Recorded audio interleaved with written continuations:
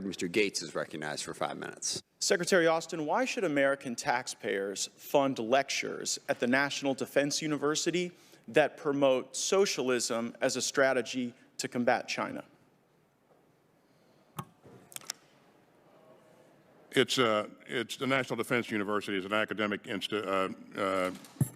institution, and I don't know of any such lecture. But well, that's surprising because it was widely reported. The National Defense University had Thomas Piketty come, and this was the title of his lecture, Responding to China, the Case for Global Justice and Democratic Socialism. So now that you know that they did this, would you agree that embracing socialism is not an effective strategy to combat China? Well, I certainly don't agree with embracing socialism. So that means... I'm sorry. We're not going to do this. We're not going to let the guy say 4 words and still talk and then cut him off. We're just not. I control the time, Mr. Chairman. Yeah, but you also have to be fair to the witnesses. No, but I got the answer I wanted. I have a follow-up. My follow-up question is if we don't embrace it, then I guess why did the National Defense University put out a statement?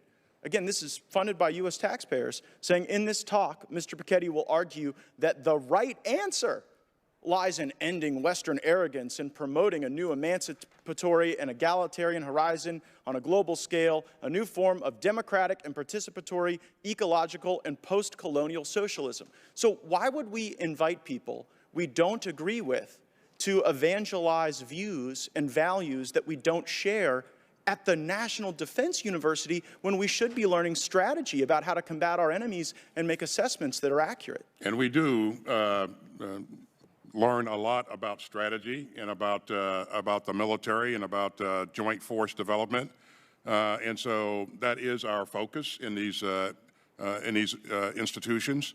I don't know what the context of this particular or content of this particular speech was. Mr. Secretary, I've shared with you the context. The context wasn't better understand socialism so we can defeat it. The context wasn't learn about it so that we can offer countermeasures.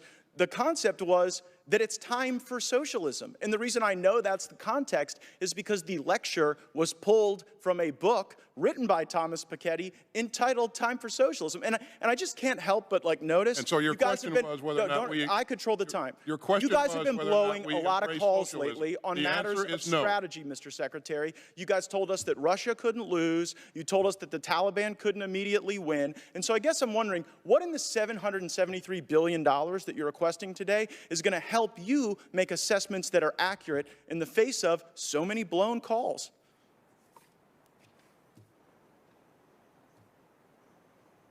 You've seen what's in our budget. You've seen how the budget matches the strategy, and so I'll let that speak for itself.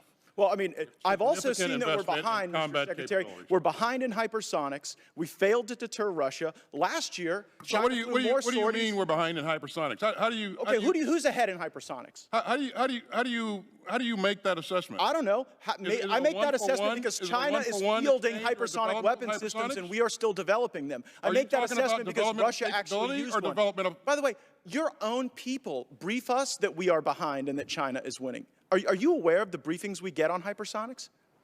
I am certainly aware of briefings that we provide to Congress. But it's not just the hypersonic. It's all over the world. It's in Taiwan, where China last year flew more sorties than ever before. It's North Korea, on pace to shatter prior records, the number of missiles that they are testing. And so while everyone else in the world seems to be developing capabilities and being more strategic, we got time to embrace critical race theory at West Point, to embrace socialism at the National Defense University, to do mandatory pronoun training. Do you assess? You know, again, this is the most capable, the most combat-critical force in the world. It has been, and it will be so going forward. Not if we continue down this path. Not if we embrace socialism. The fact that you're embarrassed by your country. No. I'm embarrassed by your leadership. I am not embarrassed for my country. I wish we were not losing to China. I wish we were. You know what? That is so disgraceful that you would sit here and conflate your failures with the failures of the uniformed service members. You guys said that Russia would overrun Ukraine in 36 days. You said that the Taliban would be kept at bay for months. You totally blew those calls. And maybe we would be better at them if the National Defense University actually worked a little more on strategy and a little less on wokeism. Has it occurred to you that Russia has not overrun Ukraine because of what we've done and our allies have done? But that was baked into your flawed assessment. That was baked into your flawed assessment. And so yeah, I saw that the Obama administration tried to destroy our military by starving it of resources, and it seems the Biden administration is trying to destroy our military by force-feeding it wokeism. I yield back. Gentleman's time has expired. Mr. Keating is recognized for 5 minutes. I'm sorry, Mr. Kim is recognized for 5 minutes. Yeah, thank you to the two of you. And I just want to say on behalf of this committee, you know, we have a tradition of respecting the people that come before this committee in a bipartisan way. Make sure that, yes, we may have some disagreements about our policy, but all of us here are committed to our national security, committed to our service members, and certainly committed to recognizing that your leadership is a leadership across the entirety of our military, not just in terms of, and certainly not in terms of any political discourse or political party. So I just wanted to thank you, all three of you, for coming before us today. Secretary Austin, I did want to ask you, you know, I was, as well as many others, horrified by the images that we saw coming out of Ukraine over this weekend, you know, what we saw in Bucha. Our military has had extraordinary abilities to see where the Russian forces have been in Ukraine and where they're going. So I wanted to just ask you, do we know what Russian units were in Bucha that may have committed these atrocities? Well, that's a thing that we continue to research, and there'll be a significant effort going into matching, you know, elements that were present with the time that these events probably occurred. But we don't know for certain, but we'll continue to research. Well, there's another element, too, you know, where we see these units being redeployed. So certainly we want to make sure that we're dealing with the accountability of this. But also I have real fear about where these units may now be redeploying, whether or not they will conduct similar types of atrocities against Ukrainians in other parts of Ukraine. So I just ask for your attention on that as well. Absolutely. With these horrific attacks, you know, we see there was redeployment of Russian forces as well, their apparent decision to pull away from Kyiv. Secretary Blinken this weekend said, you know, we may very well be entering a new phase in this war. I think that's something that I agree with. In my sense, it really does feel like where we're at now is different than where things were 5 to 6 weeks ago. But I wanted your thoughts on that. Does that sound right? Does this feel like a new phase in the war? I think that's right. I think, you know, as you know, the Russians thought that they could very quickly move into Ukraine, capture the capital city, and install their leader of choice, and they weren't able to do that. Yep. And so now we see them reposturing and refocusing their main effort in the south and east. And so as they enter this phase, it will probably be a lot more deliberate. They'll be able to mass fires a lot more, and so the violence will probably go up in a notch there in terms of the types of things we've been seeing. So on the Russian side, they are recalibrating, redeploying.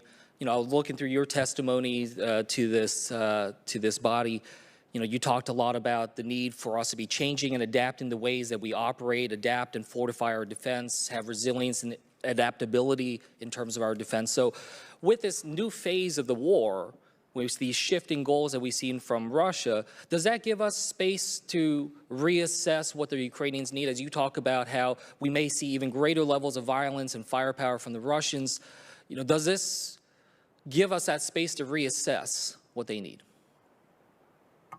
Yeah, I don't know if I would describe it as space. I would say that we are, I mean, we consider the Ukrainians to be in a knife fight, and they're working hard every day. We're giving them what they need to continue to be successful, but we need to also look ahead, and we're doing that. Well, you know, they are in a knife fight, but they're in a fight with all sorts of different weapons being directed towards them.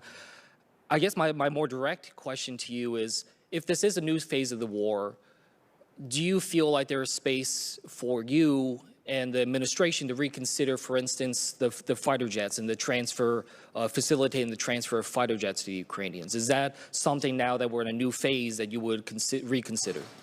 If you're talking about the transfer of MiGs, I mean, Correct. Countries have the ability to do that now. And contrary to popular belief, the United States is not standing in the way of that happening. But I agree with you on that front, but certainly the countries that we're talking about, they've expressed challenges in terms of how they transfer. They're asking for us to facilitate that. Is this a time for us to reconsider that?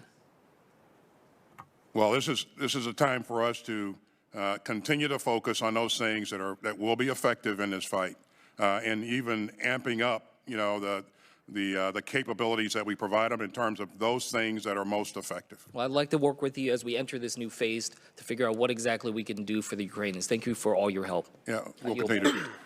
Thank you. Mr. Bacon is recognized for 5 minutes. Thank you, Mr. Chair, and I thank you, gentlemen, for being here. I have 4 questions, so I'm going to try to get through them rather quickly.